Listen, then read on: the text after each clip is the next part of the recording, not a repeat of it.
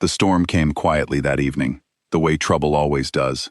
Rain tapped against the windows of the Silverthorn diner, and the smell of coffee and fried onions hung in the warm air.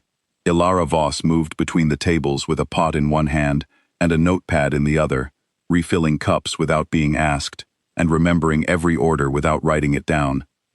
She was 24 years old. Her hair had a streak of natural silver running through it from her left temple, which she always pinned back before her shift. She wore the same worn apron every night, kept her eyes low, and spoke only as much as the job required. The other waitstaff liked her because she never caused problems. The regulars liked her because she always got their orders right. And the owner, old Mr. Finch, liked her because she showed up early and left late without complaining. No one knew anything else about her. That was exactly how she wanted it. The door opened at 8:30. The sound of rain rushed in for a moment, and then it went quiet again. Ilara did not look up right away. She was writing down an order for the couple in booth 4. But she felt the change in the room, the way you feel a drop in temperature. Conversations dropped. Chairs shifted. Someone at the counter sat up straighter. She looked up. He was tall, with dark hair, and the kind of face that made people step out of the way without being told. He wore a plain dark jacket, but nothing about him was plain. He moved into the room like he owned it, and 3 men walked just behind him, the way shadows follow a light source. The largest of the 3, a broad-shouldered man with a shaved head, pulled out a chair at the center table without asking. Ilara had never met Caden Blackmore in person. She had seen photographs. Every wolf in the region had. He was the alpha king of the 5 packs, the man who controlled more land and more people than any single leader in 4 generations. He was 30 years old and had held his position since he was 22. He was not cruel in the stories she had heard, but he was not gentle either. He was the kind of powerful that stops apologizing early in life, because it never needs to. She walked to his table. He did not look at her. He was speaking to one of his men. Something about a property transfer. Something about timelines. She stood at the edge of the table and waited. This was normal. She waited for people all the time. After a moment, he glanced up. His eyes moved over her quickly, the way people look at furniture, deciding if it belongs in the room. "What do you have that's worth ordering?" he asked. "The soup is good tonight," she said. "Chicken and rosemary. The pie is fresh. Coffee is strong." He looked at the streak of silver in her hair, which had come loose from its pin. She watched his expression shift, just slightly, not cruelty, something closer to dismissal. "You do not have a wolf, do you?" he said. The table went quiet. One of his men smiled. A woman at the next table looked away. Ilara had heard this before. The silver hair, the quiet manner, the absence of any visible rank mark on her wrist. All of it read, to the wolves around her, as nothing. A half-blood, an omega, something close to invisible. "Dark roast or light?" she asked. He looked at her for one more second, then the corner of his mouth lifted. "Surprise me," he said. She brought him the darkest roast they had. No cream, no sugar. Bitter enough to make your eyes water. She set it in front of him without a word and went back to the other tables. He drank it. He did not complain.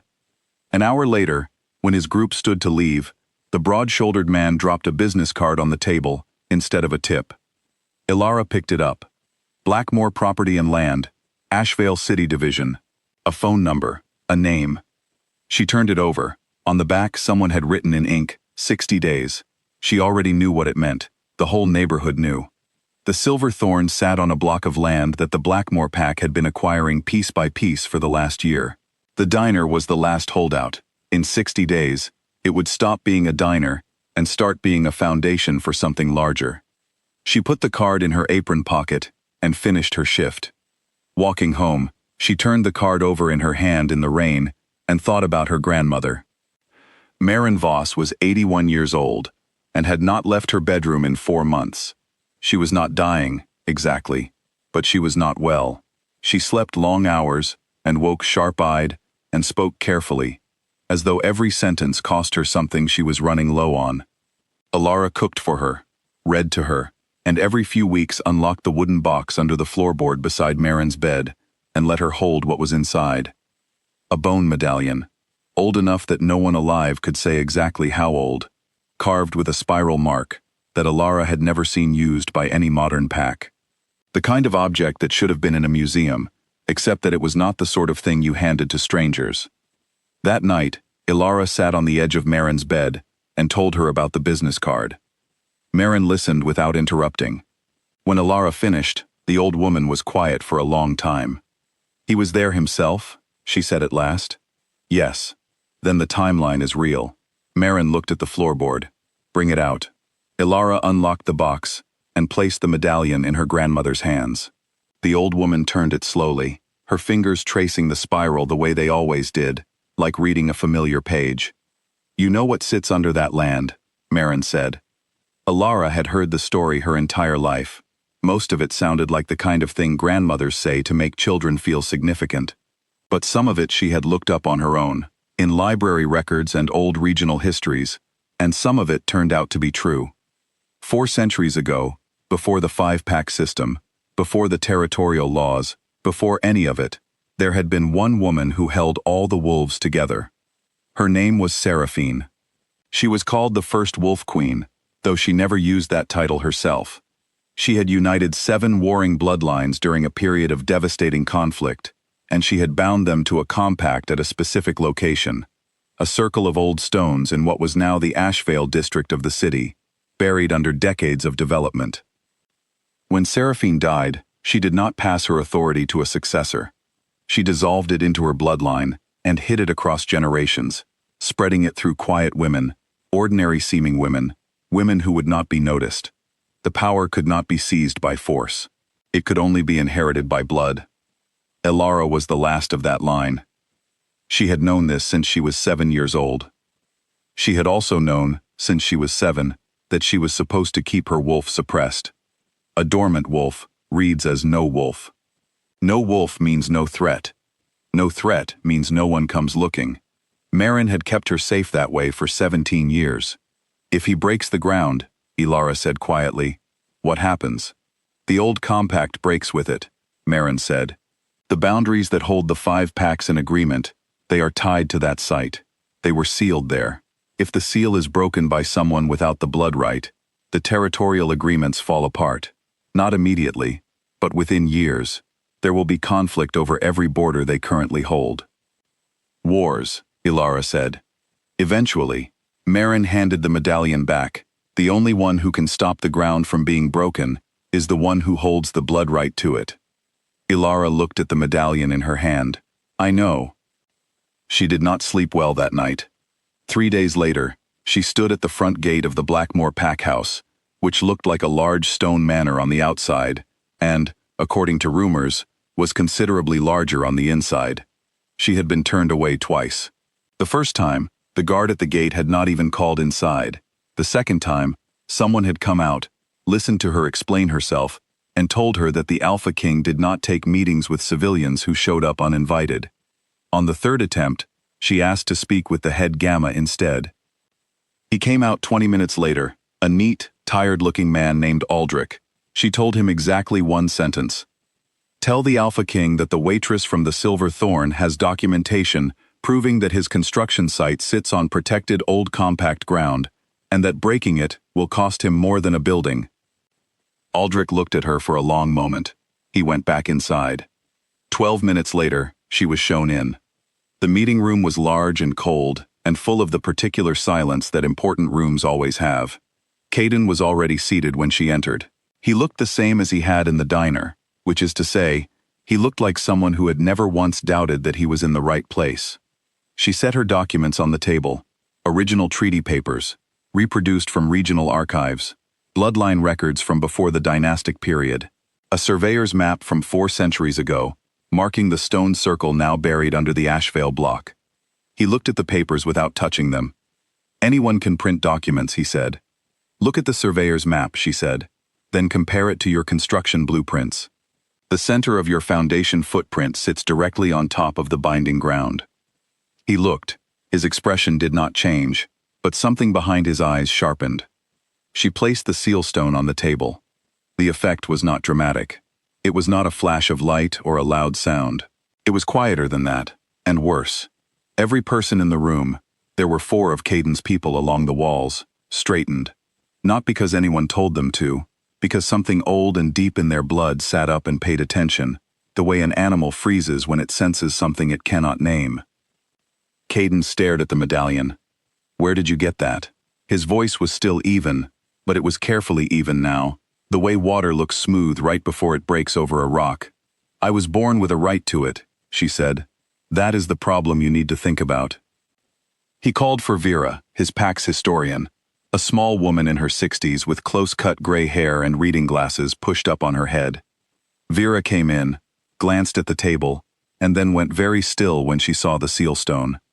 She looked at the medallion. She looked at Alara's face. She looked at the silver streak in Alara's hair. "The Silverborn," Vera said softly, to no one in particular. "We thought that line ended in the Asheville Purge." "Almost," Alara said. Caden's eyes moved between the 2 women. He was a man who was very good at reading rooms, and the room was telling him something he did not want to hear. "If you're claiming blood right to that ground," he said, "then prove it." "If I prove it," she said, "construction stops, entirely, before we discuss anything else." He was quiet for a moment, then he nodded. She reached up and removed the pin from her hair. She let out a breath, slow and deliberate, the way you release something you have been holding for a long time.